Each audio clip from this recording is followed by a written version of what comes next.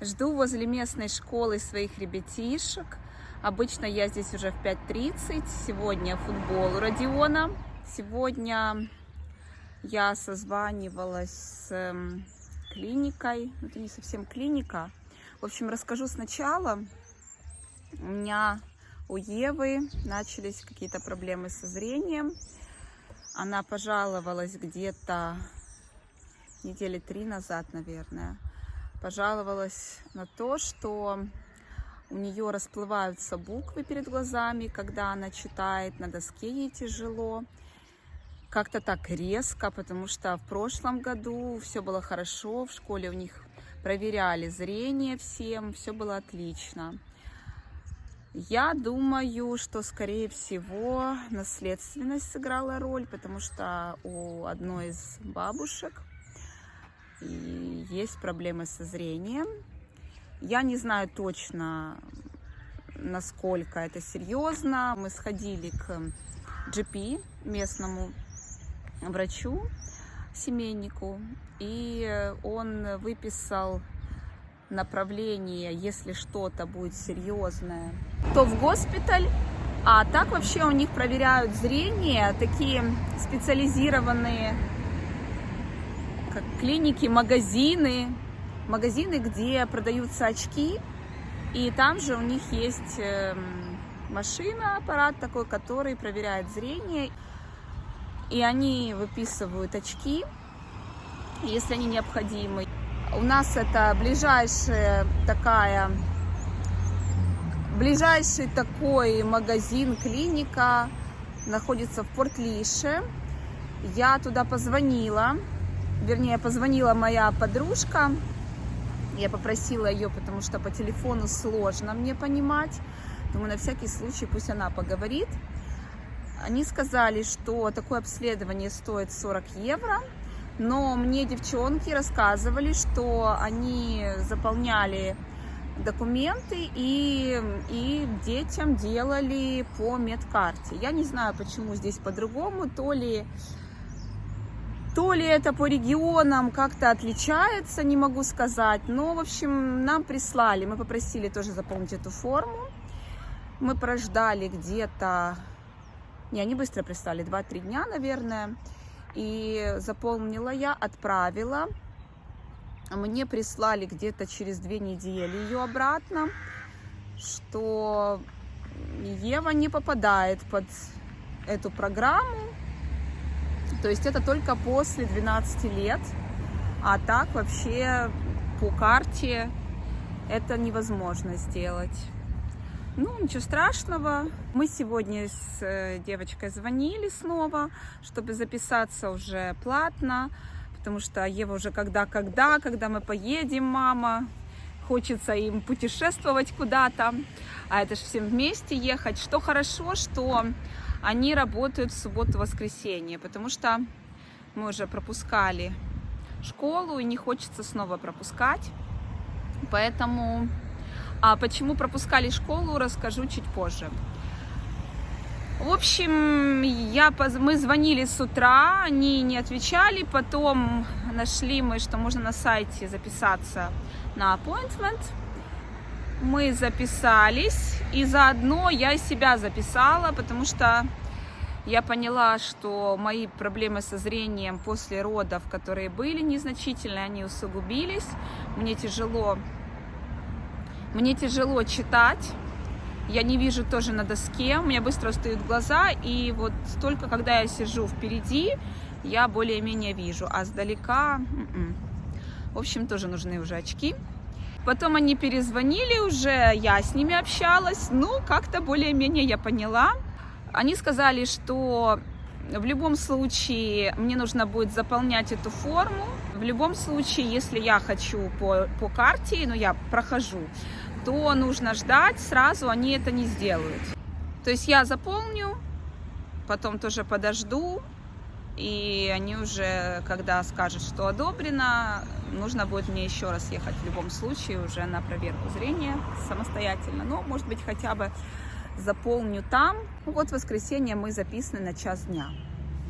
Теперь по поводу школы, почему пропускали. У Евы с Марком есть особенности с зубами. Я перед отъездом в Ирландию подходила, консультировалась к ортодонту. На тот момент она поставила деткам накладки на зубки. Как это все происходило, есть в одном из более ранних видео. У Евы зубки стали накладываться друг на дружку, в разные стороны растут, и у нее узкая челюсть. И кроме этого, передняя челюсть у нее не накрывает нижнюю, а наоборот, чуть-чуть вот нижняя у нее выступает. Оказывается, это проблема у нас семейная, конкретно у меня тоже узкая челюсть. И еще один момент. Возможно, его можно было скорректировать, этот момент, но тогда я не обладала этими знаниями. Евушка спала, разговаривала с открытым ротиком. Я стала это замечать уже так где-то в 5 лет. Тогда я не знала, что это такое. И начала я проводить тейпирование потихоньку. Днем понемножку делали, ночью немножко результат появился. Она даже сейчас сама просит, чтобы ей заклеивать ротик. Ей легче спать, у нее не пересыхает ротик. И вот из-за вот этой особенности я тоже в одном из видео рассказываю, почему нельзя с открытым ротиком спать, почему нельзя, чтобы детки ходили с открытым ротиком. Сюда также входит и когда долго кормят грудью. Это тоже один из факторов открытого ротика, но там много. И из-за этого язычок, он не на своем месте, а он должен ложиться, распластываться по верхнему небу, и тогда челюсть растет, развивается так, как положено. Потом мы, в общем, накладки эти дети поносили. У Марка другая ситуация, у него просто зубики тоже немножко там неровненько растут. Но сейчас уже, кстати, лучшая ситуация.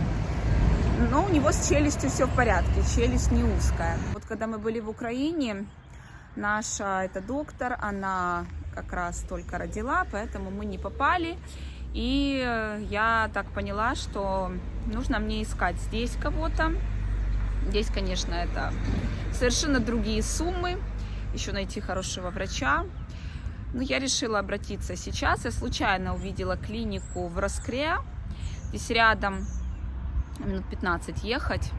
Клиника, которая здесь, еще и в Дублине у них есть филиал, еще где-то. В общем, мы сходили на консультацию. 20 евро консультация. Но с нас не взяли эти 20 евро, потому что я сделала им снимки. Снимки мы не делали до этого, полностью обзорный снимок. Снимки стоили по 90 евро. Ждешь консультацию? Это Марка, снимочек зубов. Евин не успела здесь снять. Доктор принимает только по понедельникам этот, и поэтому вот мы уже 2 понедельника пропустили, еще 1 понедельник придется пропустить. Вначале просто сделали снимки, потом он назначил консультацию, чтобы посмотреть, решить. Сидим мы в ортодонтической клинике, сходили, Ева, ты тут? Ходили мы вначале на консультацию, потому что есть неровности в зубах, у Евы челюсть узкая. Тебе нужно удалить, а потом полгода мы подождем и приедем на консультацию. И он сказал, что Еве нужно будет удалить 2 нижних молочных клыка. Он посмотрел, что нет места постоянным выйти, поэтому нужно их удалить. Но удалить, он сказал, не прям срочно, в течение месяца, а потом 6 месяцев перерыва, то есть через 6 месяцев приходим снова на консультацию. Марку посмотрел, пока ничего делать не нужно, тоже на консультацию через 6 месяцев. И вот я на следующий понедельник записала Еву на удаление. Так что вот это у нас вот такое небольшое испытание для Евушки предстоит. Расскажите, кто в Ирландии обращался к стоматологам, какой у вас опыт, повезло, не повезло, что делали, по каким ценам, мне интересно. Напишите в комментариях. Топаем мы домой. В общем, встретила я своих маляток. А родичка... У родички, наверное, температура, вышел. Плохо чувствует себя, говорит, голова болит. Я потрогала. Похоже на то, что голова горячая, плохо выглядит. И теперь нам приходится топать с этими рюкзаками. Сейчас на футбол, сегодня не попадаем. Вот так. Проблема в том, что не сказал никому, не знал, как сказать. Говорит, Еву с Марком не видел. И, в общем, да, Рочка? Не знал, как сказать, да, котик? Не знал, как сказать. И только сейчас я узнала. Если бы знала заранее, то, конечно, бы не шла бы за ним на футбол. Но вот так. Остались с Родькой вдвоем. Вчера температура. В принципе, температура вчера была 38. Где-то 38, да. Дала ему нурофен. Тревожно немножко спал. Вот так в целом более-менее. Пока никаких симптомов нет. Идем потихоньку в магазин, потому что оставить его не могу. Надо купить воду.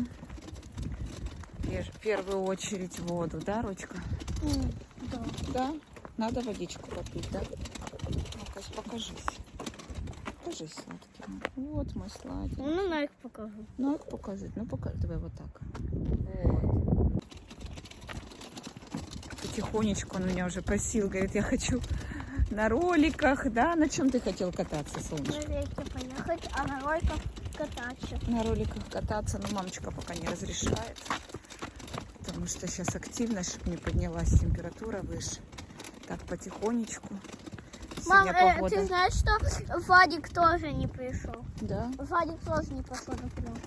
Я понятно. его даже в окно посмотрел, он там спит. Лежит. Да, многие детки уже переболели, кто-то... Например, болеет. Ярик не пошел. С Евой вроде бы все в Я порядке. лайк покажу. Лайк покажешь? Ну покажи лайк, покажи лайк. Сегодня нужно на Lady Birds Еву отвезти. Не знаю, как мы это сделаем вместе с Родькой. В состоянии ли будет он идти на такие расстояния большие. Дала ему колпол, пока много пьет. Ну, сегодня он активный очень. Вчера вообще никакой был. Еле-еле до дома довела его. Пока только температура повышается. Видать, вирус пытается внедриться, но мы ему не дадим. Да, Родька?